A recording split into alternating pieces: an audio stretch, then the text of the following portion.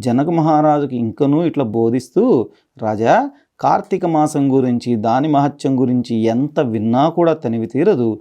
ఈ మాసంలో శ్రీ మహావిష్ణువును సహస్ర కమలములతో పూజించినటువంటి వారి ఇంట లక్ష్మీదేవి స్థిరపడి ఉంటుంది.